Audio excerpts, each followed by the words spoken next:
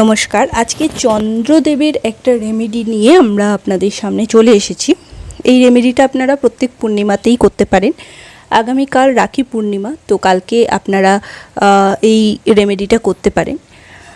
যেরকম সূর্য প্রণাম আমরা করি, সূর্যার্ঘ্য প্রদান করি, সূর্যের প্রণাম মন্ত্র আমরা জানি, বীজ মন্ত্র জানি, এবং লাল জবা ফুল দিয়ে যারা সূর্যদেবকে পুজো করেন প্রতিদিন।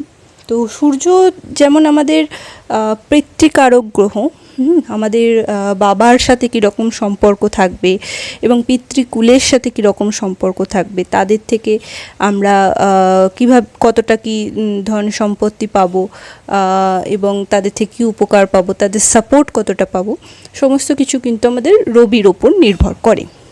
তো এছাড়াও সূর্য আমাদের তেজ, সাকসেস, কনফিডেন্স, ক্ষমতা ইত্যাদিরও প্রতীক। এগুলি আমাদের সূর্যদেব দিয়ে থাকেন। আর তাছাড়াও সূর্য আমাদের এই যে কি কর্ম করব, হ্যাঁ, সরকারি বেসরকারি উচ্চপদস্থ কর্মচারী যারা হন তাদের কিন্তু জন্মকুণ্ডলিতে রবিকে ভীষণ স্ট্রং থাকতে হয়। তো সে কারণেও অনেকে সূর্যদেবকে পুজো করেন। কিন্তু চন্দ্রদেবের পুজো আমরা কেন করব? চন্দ্র হচ্ছে আমাদের ভীষণ ইম্পর্টেন্ট একটা গ্রহ নবগ্রহের মধ্যে। কেননা চন্দ্র জন্মকুণ্ডলিতে যেখানে থাকে সেটার ওপর নির্ভর করে আমাদের রাশি কী হবে। তো রাশিভিত্তিক ফলাফল কিন্তু চন্দ্রের অবস্থানের ওপরেই নির্ভর করছে। এছাড়াও চন্দ্র হচ্ছে মাতৃকারক গ্রহ। যেরকম সূর্য পিতৃকারক গ্রহ, চন্দ্র মাতৃকারক গ্রহ, অর্থাৎ মায়ের সাথে আমাদের সম্পর্ক কেমন থাকবে, মায়ের থেকে আমরা কী সাপোর্ট পাবো, মাতৃকুল থেকে আমরা কী সাপোর্ট পাবো, সেটা নির্ভর করছে চন্দ্রের ওপর। এছাড়াও চন্দ্র হচ্ছে মনের কারক গ্রহ। মনের কারক গ্রহ মানে আমাদের মনটা কেমন যাবে, মানসিক অবসাদ, মানসিক দুশ্চিন্তা, ডিপ্রেশন, অ্যাংজাইটি, যেটাই আপনি বলবেন সেটা কিন্তু চন্দ্রদেবের খারাপ অবস্থানের জন্য, বা চন্দ্র যদি কোনো পাপ গ্রহ নিয়ে আপনার জন্মকুণ্ডলিতে একসাথে অবস্থান করে তাহলে সেক্ষেত্রে কিন্তু এই মানসিক এই সমস্যাগুলো আমাদের হতে থাকে।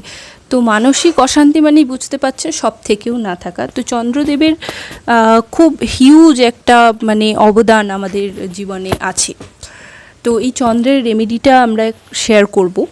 তো কি করতে হবে? প্রথমে আপনি যে কোনো পূর্ণিমাতে, যখন পূর্ণিমা লাগছে সেই দিন সন্ধেবেলায় আর কি, একটা রূপোর পাত্র নেবেন। যে কোনো সূর্যার্ঘ্য প্রদানের জন্য যেমন আমরা তামার পাত্র ব্যবহার করি, চন্দ্রের যে কোনো রেমেডির জন্য কিন্তু রূপোর পাত্র ব্যবহার করতে হবে। রূপোর বাটি, রূপোর গ্লাস যদি থাকে খুব ভালো, যদি না থাকে কোনো প্রবলেম নেই। আপনি স্বচ্ছ নতুন একটি কাঁচের পাত্র, কাঁচের বাটি ব্যবহার করুন। কাঁচের বাটির মধ্যে এক বাটি আপনি জল নিন, এমনি পিওর ওয়াটার, অ্যাকোয়াগার্ডের জল হতে পারে, যেই জলটা আপনি খান সেই জলটা আপনি নিন, এবং যদি রূপোর কোনো কয়েন থাকে সেই জলের মধ্যে আপনি সেটা ডুবিয়ে দিন, এবং সারা রাত্রি আপনি চাঁদের আলোর মধ্যে সেটিকে রেখে দিতে পারেন। এটাকে বলা হয় মুন ওয়াটার তৈরি করা। এবং এর সাথে খুব ভালো হয় যদি একটি সাদা সুগন্ধি যুক্ত কোনো ফুল আপনি তার মধ্যে দিতে পারেন। এখন বেলি ফুল পাওয়া যায়, রজনীগন্ধা পাওয়া যায়, হ্যাঁ, এবং যে কোনো সাদা ফুল আপনি দিতে পারেন, টগর দিতে পারেন, যদিও বা গন্ধ নেই, কিন্তু ঠিক আছে, আপনি সাদা ফুল আপনি দিয়ে আপনি ওভারনাইট সেটা রাখতে পারেন। এবং সেই জলটাকে অতি অবশ্যই আপনাকে ভোর হওয়ার আগে তুলে নিতে হবে, সূর্যের আলো যেন তার মধ্যে না পড়ে। আপনি যদি ওভারনাইট না রাখতে পারেন তাহলে আপনি যতটা সম্ভব রেখে রাত্রিবেলায় তুলে নিন, এবং সেই জলটিকে আপনি কালেক্ট করে রাখতে পারেন আপনার কোনো স্বচ্ছ পাত্রে, কোনো বোতলে, কোনো জারে, কোনো যদি আপনার টোনার স্প্রেয়ার থাকে তার মধ্যে আপনি রেখে দিতে পারেন। এবং এই জলটাকে আপনি কিভাবে ব্যবহার করবেন? এই জলটাকে আপনি আপনার ঘরের মধ্যে প্রতিদিন একটু একটু করে ছড়িয়ে দিতে পারেন। এই জলটা আপনি নিজে খেতে পারেন। যে কোনো বাস্তুদোষ কাটাতে এই জলটা ভীষণ উপকারী। এই জলটা আপনি রুমে স্প্রেয়ারের মধ্যে রেখে রুমে স্প্রে করে দিতে পারেন। আচ্ছা, এই জলটা আপনি চুল বা হেয়ার, স্কিন ইত্যাদি ক্ষেত্রে স্প্রে করে ব্যবহার করতে পারেন অ্যাজ এ বিউটি প্রোডাক্ট।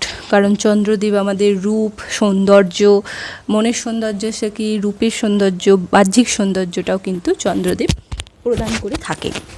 এবং দাম্পত্য জীবনে যাদের অশান্তি চলে বা মনোমালিন্যতা চলে তারাও কিন্তু এই জলটা নিজেদের ঘরে রুমের মধ্যে স্প্রে করতে পারেন, পর্দা, বেড কভার ইত্যাদির ওপরে এই জলটা কিন্তু স্প্রে করতে পারেন।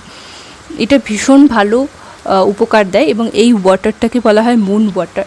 মুন ওয়াটার মানে ভীষণ ভীষণ উপকারী এবং আপনি ব্যবহার করে দেখুন এবং আপনি কিছুদিন পরেই এটার ফিডব্যাক দেবেন যে এটা কতটা উপকারী এবং আপনি কতটা ভালো থাকছেন এটা করে।